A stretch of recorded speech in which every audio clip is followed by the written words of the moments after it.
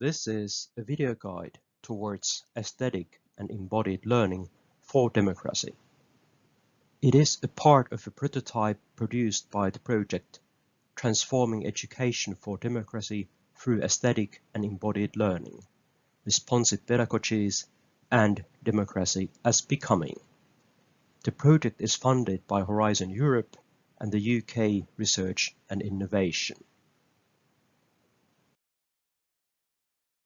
Please, let us guide you for a moment.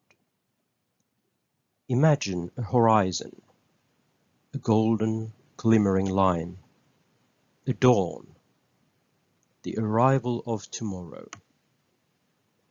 Imagine that a democracy is this fine line in the distance, a horizon of the society of peace, justice, and well-being for all. We may perceive it, move towards it, yet it alters when we attempt to reach it. From the edges of the valleys and fields, vast plains and seas, to mountainous peaks and forests. Horizon is out there to be grasped, yet moving forwards without a completion. Yet a horizon gives a direction, a reason and an ideal, and in these there is a certain permanence in the constant change and alteration. As we do not know what the new day will bring, we may be more able to encounter it while keeping our heads up, feet grounded, and moving forwards and towards one another. You have taken a step closer to aesthetic and embodied learning for democracy. Democracy and democratic ideal and practice may appear very abstract or overly simplified. Rather than trying to summarize it in one or two sentences, we may approach it as a state of altering relations and a continuous search of balance between them. If nothing else, democracy is a process. In the attempt to engage with democratic principles and values and to integrate them to one's own teaching, facilitating, or institutional practice, they can be approached as different yet overlapping fields, aiding in their comprehension and concretization. Many of them may already be actualized in one's pedagogical practice with different emphasis and different naming, since our democracies were not born yesterday.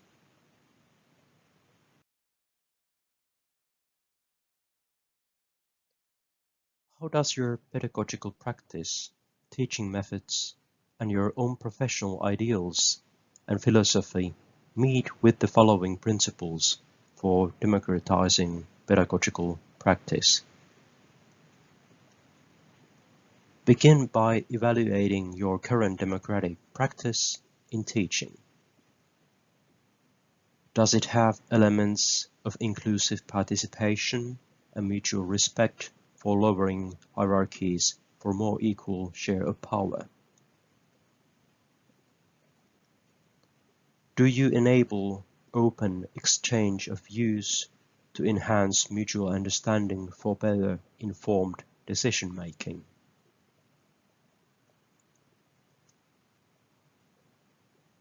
Does the pedagogical practice enable feeling connectedness to others, belonging to a community, and considering oneself as a part of the natural environment? How holistic do you consider your teaching methods? Do they make use of cognitive, emotional, and embodied capabilities for more effective and comprehensive learning by utilizing them in learning, problem solving, and creativity?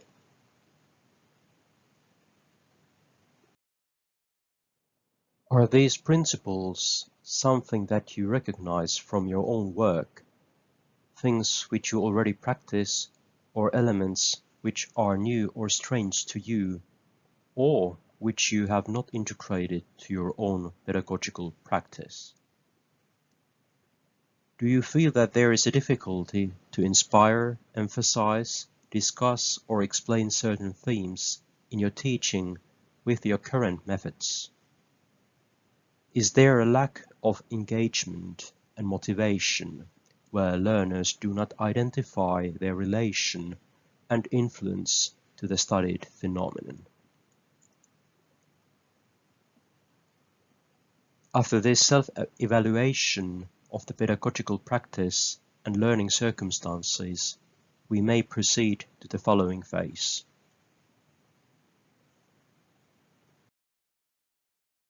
While applying, do keep in mind that the use of aesthetic, arts-based and embodied methods does not require one to be an artist or an athlete, neither the teacher-facilitator nor the learners. And using different aesthetic approaches does not make one an art critique, although critical thinking is welcomed.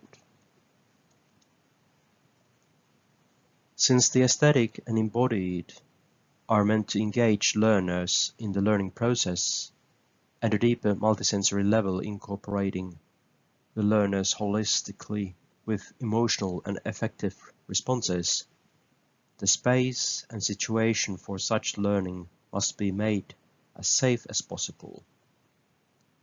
Methods which aim to open up and engage learners, besides being enabling, may emerge also as a vulnerable stage. Therefore, respect, reciprocity, and negotiating are important to have free, yet safely controlled learning experience. This shared understanding is very important to establish in the very beginning of the learning process, whether it might be a class, a course, or any other learning event. Start by explaining the importance of a safe space and that its creation is everyone's responsibility. Engage the participants in such confidentiality where they can share their own experiences outside of the group, but not anything that someone else has shared or done.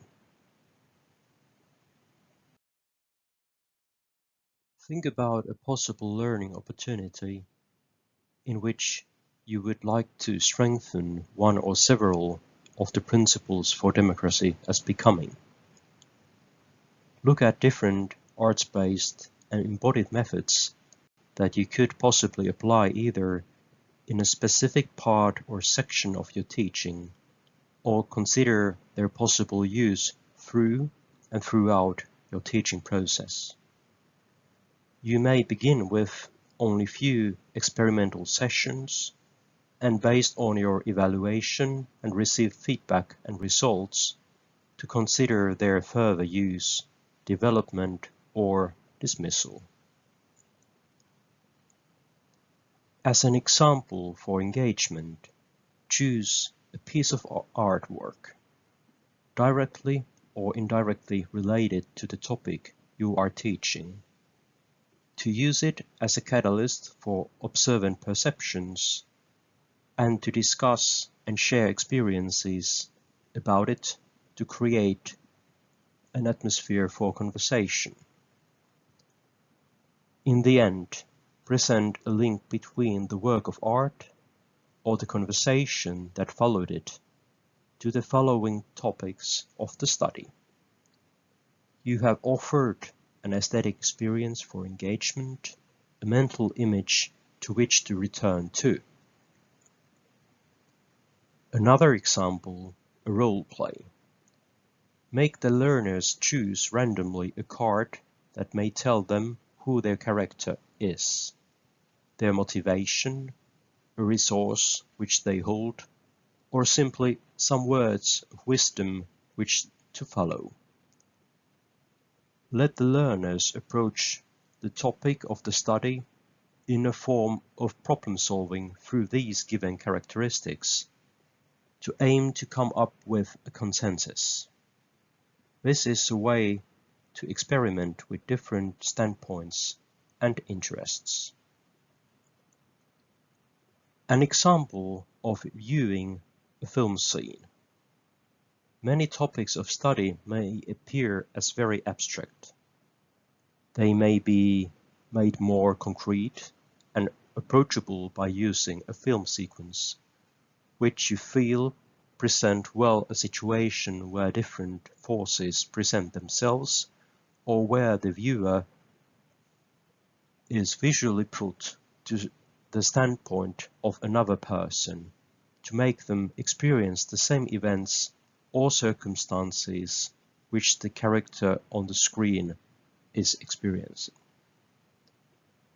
Debrief this experience afterwards. This is the way to explore otherness through audiovisual experience and change one's point of view. Or, as an example, use bodily reflections for immediate feedback on the learning situation. Create calm surroundings for an exercise. Ask the learners to concentrate on their bodily feelings and to consider their emotional state. Inform them that there aren't right or wrong kind of reaction, but that we should welcome and ponder any possible feeling that may rise.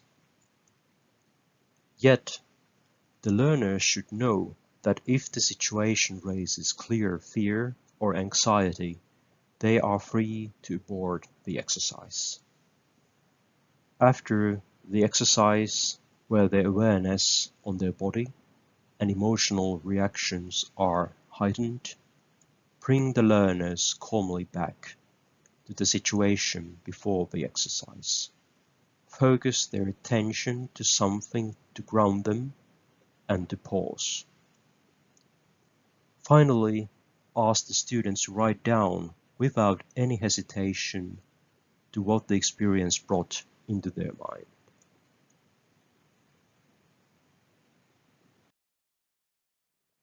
It might be useful to establish some ground rules for attending, saying, for example, in this group you are encouraged to express your opinions, thoughts, and feelings in a way which would not be offensive, or think how you can enable others to express their thoughts and feelings, or listen and try to understand other participants even though their opinions might raise some strong emotions or discomfort in you.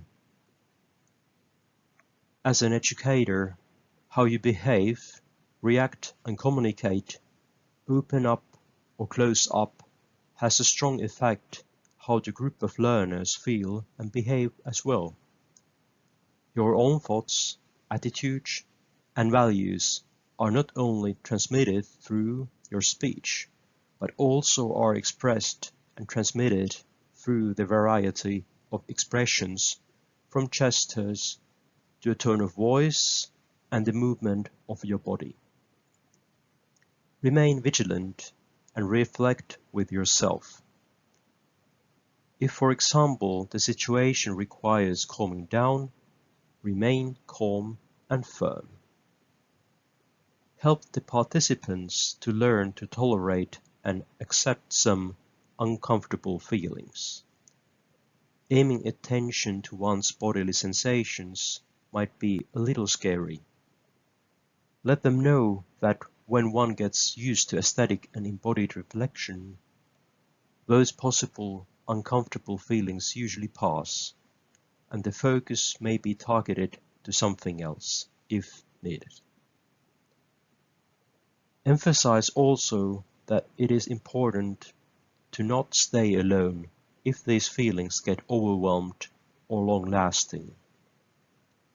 Advise where to seek help, to contact the healthcare services, or to discuss them with trusted friends and family members.